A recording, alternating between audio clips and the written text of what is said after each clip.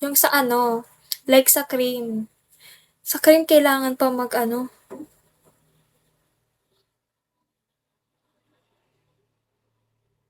ang galing naman. So, nagse-serve ka na. Hi, JH. Dapat ganyan sa college. I mean, sa Pilipinas.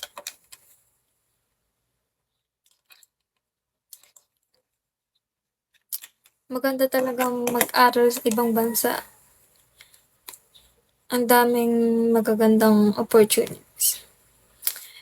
Yung tanong ko kanina, pwede ba mag-leave, mag-file ng leave, tapos yung reason, leave me alone? Dapat dapat itaas nila ang sweldo 'pag nag-work. Actually, may nakita ko sa ano, nabalita yan recently.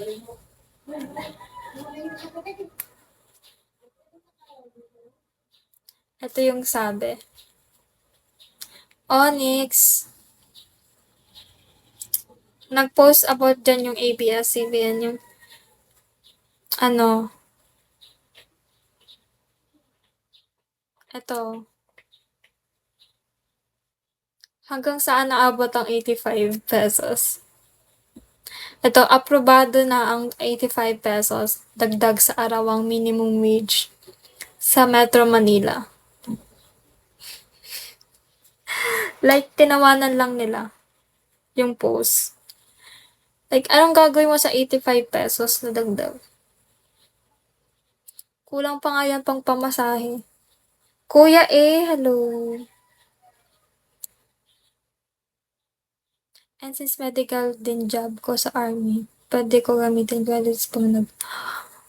Diba? Ang ganda. Ang ganda ng school, ano dyan. Saan ka kasi? Canada? America?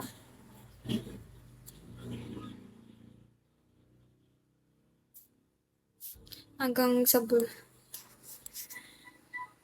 US, okay. Zin, hello. Ganda talaga ng school. Sort, sorte talaga ng mga Pilipino na nakapag-school sa ibang bansa. Kasi ang ganda ng school, ng education. Diyan. Lucky, hello. Hi, number. Kaya nga ako hindi ko na masyado sineseryoso yung college. Cause, aanhin mo yung grades. Libre pa schooling ko dahil sa army. Kaya nga eh. 'Di ba ang dami, ang ganda. Hi, Vivo.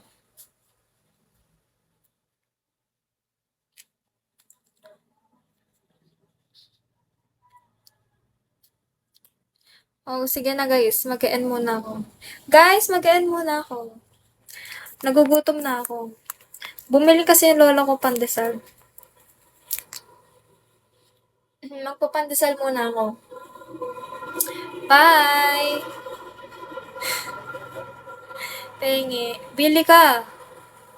Maghanap ka dyan sa US kung meron.